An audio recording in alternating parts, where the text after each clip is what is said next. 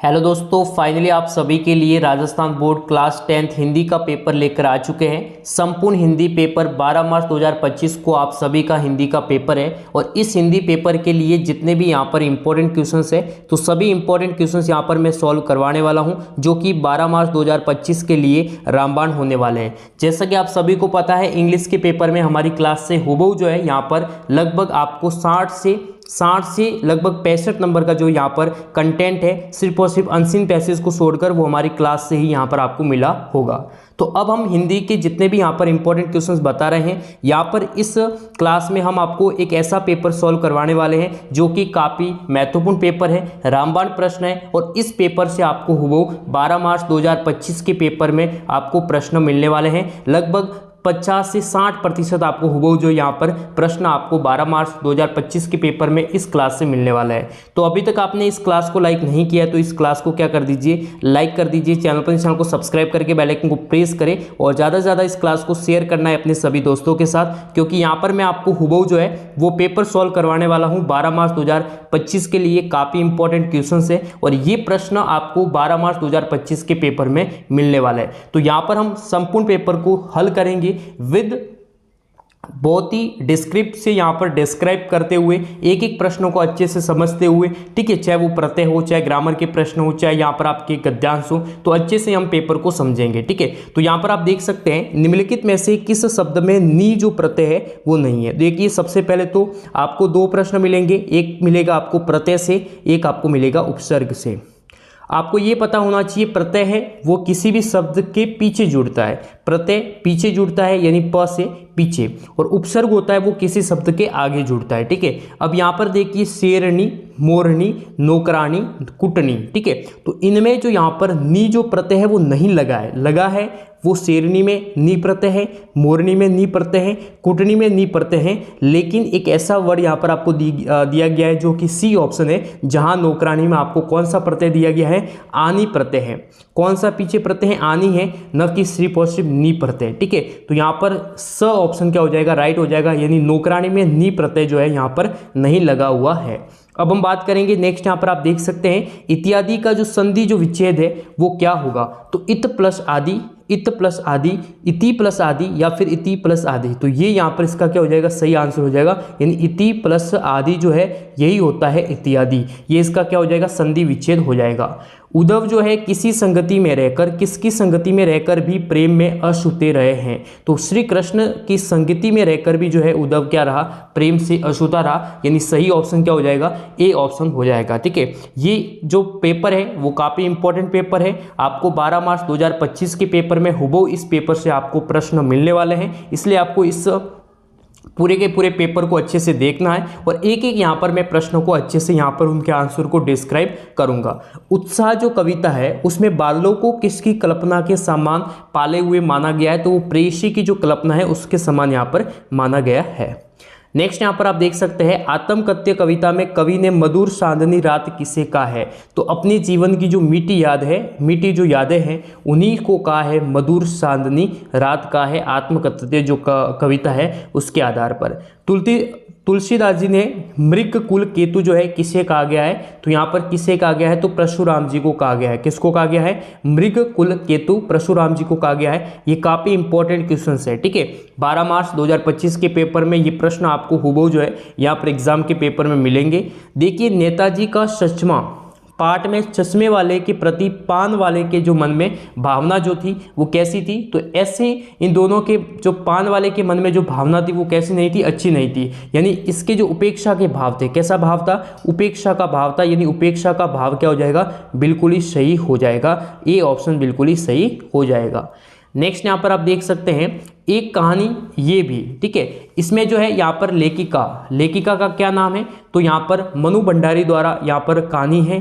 ठीक है, इसके जो कहानीकार है मनु भंडारी, एक कहानी ये भी। ठीक है, लखनवी अंदाज कहानी में लेखक की दृष्टि में खीरा जो है वो किस वर्ग का प्रतीक है, खीरा जो है वो किस वर्ग का प्रतीक है, काफ़ी इंपॉर्टेंट है, आपको एग्जाम के पेपर में देखने को मिलेगा। तो ये सामंती वर्ग का प्रतीक है, किसका प्रतीक है, सामंती वर्ग का प्रतीक है। नेक्स्ट यहाँ पर आप देख सकते हैं संस्कृति का संबंध किससे होता है, तो विकास भावना से, आस्था से, विनाश से, कल्याण की भावना से। तो यहाँ पर संस्कृति का जो संबंध होता है वो कल्याण की भावना से होता है। नेक्स्ट यहाँ पर आप देख सकते हैं साना साना हाथ जोड़ी पाठ के आधार पर बताना है कि प्रकृति जल संचय की व्यवस्था किस प्रकार करती है। साना साना हाथ जोड़ी इस पाठ के आधार पर आपको बताना है। काफ़ी इंपॉर्टेंट क्वेश्चन है। तो सर्दियों में पर्वतों पर बर्फ पड़ती है, गर्मियों में वह बर्फ पिघलती है और पहाड़ों से निकलकर नदियाँ लोगों की प्यास बुझाती हैं। ये सभी कथन क्या है, सत्य है। काफ़ी इंपॉर्टेंट क्वेश्चन है, यहाँ पर काफ़ी इंपॉर्टेंट रहेगा। पेपर 12 मार्च 2025 हिंदी पेपर के लिए काफ़ी इंपॉर्टेंट रहेगा। माता का आंचल पाठ के लेखक का जो असल है उसका वास्तविक नाम क्या था। माता का आंचल पाठ में लेखक का वास्तविक नाम था भोलानाथ। क्या था, भोलानाथ। बिल्कुल ही सही हो जाएगा। उसके बाद यहाँ पर आप देख सकते हैं सेकेंड क्वेश्चन, आपको रिक्त स्थान की पूर्ति करनी होगी। आपको कुछ ग्रामर के क्वेश्चंस मिलेंगे। तो देखिए संख्या के मुख्य रूप से कितने भेद होते हैं, तो कितने होते हैं संख्या के, 3 भेद होते हैं। कितने भेद होते हैं, संख्या 3 प्रकार की होती है। कौन कौन सी होती है ये भी आपको जाननी चाहिए। जातिवाचक होती हैं, भाववाचक होती हैं और एक होती है व्यक्तिवाचक होती है। ये भी आपको ध्यान में रखना है, ठीक है। देखिए जो शब्द वाक्य में क्रिया की विशेषता बताते हैं, विशेषता प्रकट करते हैं, उन्हें कहा जाता है क्रिया विशेषण। काफ़ी महत्वपूर्ण है। जो किसकी विशेषता बताते हैं, क्रिया की विशेषता बताएंगे, ठीक है। क्रिया का अर्थ होता है जैसे राम दौड़ता है, इसका अच्छे से समझिएगा कैसे क्रिया की विशेषता बताता है, ठीक है। राम दौड़ता है तो यहाँ पर इसमें क्रिया में विशेषता बतानी है, तो यहाँ पर हम लिखेंगे राम तेज, बहुत तेज दौड़ता है, या राम तेज दौड़ता है। यानी किसकी विशेषता बता रही जा रही है, तेज। तेज किसकी विशेषता बता रहा है, इस क्रिया की विशेषता बता रहा है। तो ये हो जाएगा आपका क्रिया विशेषण। यहाँ से आपको एक प्रश्न देखने को मिलेंगे। जिस क्रिया का प्रयोग किसी अन्य से कार्य करवाने में किया जाता है, काफी महत्वपूर्ण है। जिस क्रिया का प्रयोग किसी अन्य से कार्य करवाने में किया जाता है वह जो क्रिया है वो कैसे क्रिया कहलाती है, ध्यान रखिएगा, प्रेरणार्थक, ठीक है। प्रेरणार्थक जो क्रिया है वो कहलाती है जो किसी क्रिया का प्रयोग किसी अन्य से कार्य करवाने में किया जाता है। जैसे उदाहरण के लिए मालिक जो है वो नौकर से कार साफ करवाता है, नौकर से कार साफ करवाता है। देखो कौन करवा रहा है, मालिक करवा रहा है। किससे करवा रहा है, नौकर से करवा रहा है, ठीक है। तो यानी कैसी क्रिया हो जाएगी, प्रेरणार्थक क्रिया हो जाएगी, ठीक है।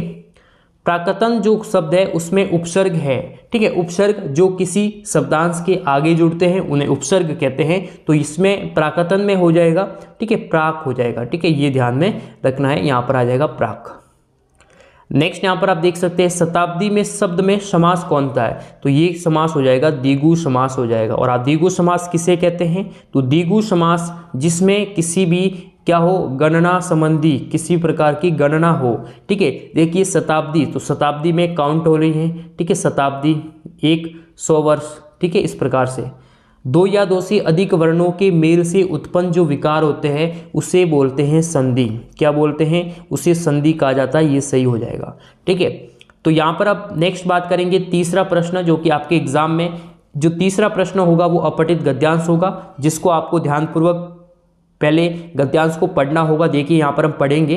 तो भारत में हरित क्रांति का मुख्य उद्देश्य देश को खाद्यान्न मामले में आत्मनिर्भर बनाना था, लेकिन इस बात की आशंका किसी को नहीं थी कि रासायनिक उर्वरकों और कीटनाशकों का अंधाधुंध इस्तेमाल न सिर्फ खेतों में बल्कि खेतों से बाहर मंडियों तक में होने लगा है। विशेषज्ञों के मुताबिक रासायनिक उर्वरकों व कीटनाशक का प्रयोग खाद्यान्न की गुणवत्ता के लिए सही नहीं है। इस प्रकार यहाँ पर आपको हरित क्रांति से जुड़े कुछ यहाँ पर एक पैराग्राफ दिया गया है।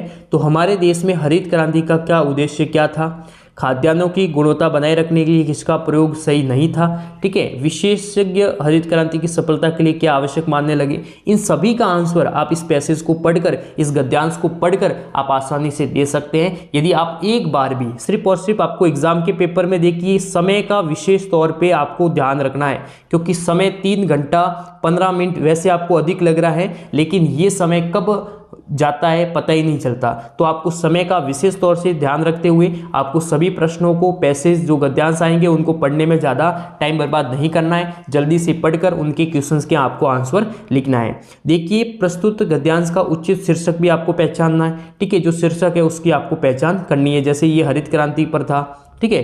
इसी प्रकार से देखिए निम्नलिखित अपठित गद्यांश को पढ़कर दिए गए, अब आपको पद्यांश मिलेगा। ठीक है, गद्यांश के बाद क्या मिलेगा आपको, एक पद्यांश मिलेगा, आपको एक कविता मिलेगी, यानी एक आपको पद्यांश मिलेगा। देखिए पद्यांश है, उठे राष्ट्र तेरे कंधों पर बड़े प्रगति के प्रांगण में, पृथ्वी को रख दिया उठाकर तूने नभ के आंगन में। ठीक है, तो ऐसे ही आपको क्या मिलेगी, एक आपको मिलेगी पद्यांश, जिसमें यहाँ पर आप देख सकते हैं प्रमुख प्रस्तुत काव्यांश का उचित शीर्षक क्या होगा, पृथ्वी को रख दिया उठाकर तूने नभ के आंगन में। इसका अर्थ क्या है, देश के जो नागरिक है उसने कई पराक्रम जो है वो किए हैं और अब राष्ट्र को आगे लाने का जो काम है उनके लिए मुश्किल नहीं है, इसका जो है अर्थ है, इस लाइन का ये अर्थ है। ठीक है, तो ये और यहाँ पर हो जाएगा अपना राष्ट्र।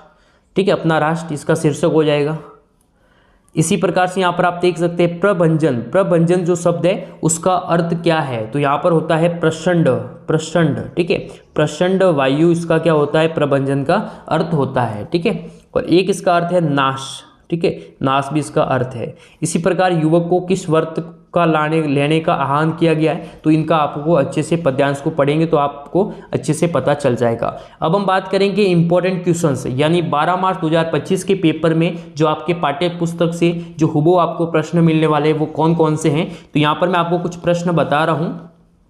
ठीक है, तो यहाँ पर देखिए बिस्मिल्लाह खां को शहनाई की मंगल ध्वनि का नायक क्यों कहा गया है, काफ़ी इंपॉर्टेंट क्वेश्चन है, आपको 12 मार्च 2025 हिंदी के पेपर में मिलने वाला है। ठीक है, संगतकार किन्हें कहा जाता है, तो देखिए संगतकार किसी भी क्षेत्र में मुख्य कलाकार का साथ देने वाले जो सहायक होते हैं, ठीक है, उसे कहा जाता है संगतकार। ध्यान रखिएगा, एक बार फिर परिभाषा दोहरा रहा हूँ, किसी भी क्षेत्र में मुख्य कलाकार का साथ देने वाले जो सहायक होते हैं उन्हीं को कहा जाता है यहाँ पर संगतकार। आत्मकथ्य कविता में कवि को अपनी गागर रीति जो है यहाँ पर क्यों लिखी है, मैं क्यों लिखता हूँ, प्रश्न सरल दिखाई देने पर भी कठिन क्यों है, तो इस पाठ के आधार पर आपको बताना है। ठीक है, अब एक आपको यहाँ पर मुहावरा दिया गया है और उस मुहावरे का आपको वाक्य में प्रयोग भी करना है। तो देखिए ककहरा पढ़ाना, ककहरा पढ़ाना का अर्थ होता है आरंभिक शिक्षा देना।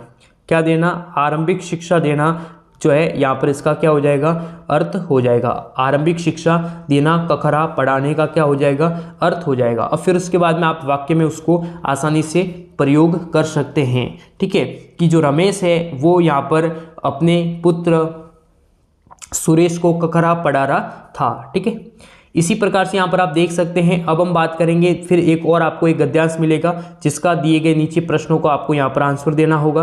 देखिए यहाँ पर प्रश्न है, यहाँ पर आपको गद्यांश दिया गया है, आदत से मजबूर आके शोरहाम आते ही मूर्ति की तरफ उठ गई, कुछ ऐसा देखा कि सीखे रोको, जीप स्पीड में थी, ड्राइवर ने जोर से ब्रेक मारे। और इन सभी का आंसर आप आसानी से दे सकते हैं कि हवलदार साहब ने अचानक जीप क्यों रोकी, जीप रुकते ही हवलदार साहब ने क्या किया, नेताजी की मूर्ति पर कैसे चश्मा लगा था, हवलदार साहब की आंखें क्यों भर आई। इन सभी का आंसर आप इस गद्यांश को पढ़ेंगे तो आप आसानी से इनका आंसर देख के, अब हिंदी के पेपर में आपको लिखने का विशेष तौर से ध्यान रखना है, जो भी आप आंसर लिखे उसको आपको स्पष्ट आंसर में लिखना है, स्पष्ट लिखिएगा, सटीक लिखिएगा और अपने लिखावट का विशेष तौर से ध्यान रखिएगा। यदि आप अच्छे से लिखेंगे, अच्छे से शुद्ध लिखेंगे, स्पष्ट लिखेंगे, सटीक आंसर लिखेंगे तो आपके बहुत ही अच्छे यहाँ पर आपको हिंदी में मार्क्स मिलने वाले हैं, इसका आपको विशेष तौर से ध्यान रखना है।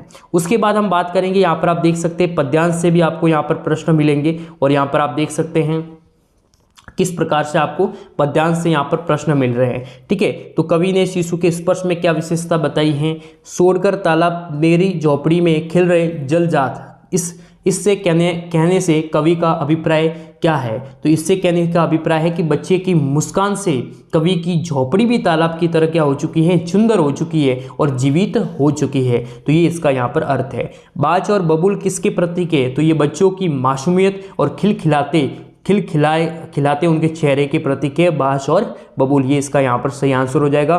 काफ़ी इंपॉर्टेंट है ये, और ये पेपर रामबाण पेपर है, आप सभी के लिए 12 मार्च 2025 के पेपर में हुबहू यहाँ से आपको प्रश्न मिलने वाले हैं। ठीक है, नेक्स्ट यहाँ पर आप देख सकते हैं इसी प्रकार से जो तप्त धरा है उसका सांकेतिक अर्थ बताना है, ठीक है ना। निंदान शब्द का स्पष्ट करते हुए उसके प्रतीकात्मक भाव को स्पष्ट कीजिए। बाल गोविंद भगत के व्यक्तित्व, उनकी वेशभूषा को अपने शब्दों में चित्र प्रस्तुत कीजिए। काफी इंपॉर्टेंट है और ये प्रश्न आप सभी के लिए काफी महत्वपूर्ण है। 12 मार्च 2025 हिंदी के पेपर के लिए ये हुबहू आपको प्रश्न मिलने वाले हैं। इन प्रश्नों को जरूर रट लीजिएगा। उसके बाद मैंने आपको बताया है या तो आप सभी लेखक परिचय याद कर लीजिए या आप सभी कवि परिचय याद कर लीजिए, क्योंकि दोनों में से आपको एक लिखना होगा जो कि 4 मार्क्स का है, काफी महत्वपूर्ण है। अब मैं कुछ आपको बता रहा हूं, ठीक है। जैसे देखिए तुलसीदास जी, तो तुलसीदास जी का काफी बार आ चुका है, तो बहुत ही कम संभावना है कि तुलसीदास जी का कवि परिचय आएगा। इसके अलावा जो है आप राम वृक्ष बेनीपुरी हैं, तो उसके अलावा यहाँ पर जो मन्नू भंडारी हैं, ठीक है, मन्नू भंडारी हैं, ठीक है। माँ देवी जो वर्मा है, इनका आप यहाँ पर अच्छे से याद कर सकते हैं क्योंकि ये इंपॉर्टेंट है और आपको पेपर में आने के ज़्यादा चांसेस भी है। माता का आंचल पाठ में बच्चों की जो दुनिया रची गई है वो आपके बचपन की दुनिया से किस तरह से भिन्न है, आपको अपने शब्दों में इसका आपको आंसर देना है। उसके बाद आपको जो है यहाँ पर देखिए आपको 300 शब्द में किसी टॉपिक पर निबंध लिखना होगा और ये जो है इंपॉर्टेंट टॉपिक है। इन टॉपिक पर आपको 12 मार्च 2025 के पेपर में टॉपिक पर निबंध लिखने का आ सकता है। आपको पॉइंट भी दिए होंगे, इन्हीं पॉइंट पर आपको यहाँ पर चर्चा करनी है। देखिए स्वच्छ भारत अभियान काफ़ी इंपॉर्टेंट है। कंप्यूटर के बढ़ते कदम इंपॉर्टेंट है। इसके अलावा देखिए मोबाइल, ठीक है, मोबाइल व इंटरनेट का विद्यार्थियों पर प्रभाव, इंटरनेट का विद्यार्थियों पर प्रभाव, ये भी काफ़ी इंपॉर्टेंट है, ठीक है। आदर्श विद्यार्थी अनइम्पॉर्टेंट है। बेटी बचाओ बेटी पढ़ाओ ये इंपॉर्टेंट है, ठीक है। ये नहीं आएगा, बाकी ये आएगा बेटी बचाओ बेटी पढ़ाओ, ये आपके लिए इंपॉर्टेंट है, ठीक है। इसी प्रकार से ऑनलाइन शिक्षा से संबंधित आ सकता है कि ऑनलाइन जो शिक्षा है उस पर आपको निबंध का आ सकता है, ठीक है। डिजिटल इंडिया है, इस पर आ सकता है, ये काफ़ी इंपॉर्टेंट निबंध के टॉपिक हैं, ठीक है। उसके बाद आपको पत्र लेखन है, एक विज्ञापन तैयार करना है, ये दोनों जरूर आएंगे। इनका फॉर्मेट में आपको अच्छे से करवा लूंगा जो भी इंपॉर्टेंट होंगे, ठीक है। तो ये था 12 मार्च 2025 पेपर के लिए काफ़ी रामबाण प्रश्न। आप सभी को क्लास अच्छी लगी है तो इस क्लास को लाइक करें, चैनल पर सब्सक्राइब करके बेल आइकन को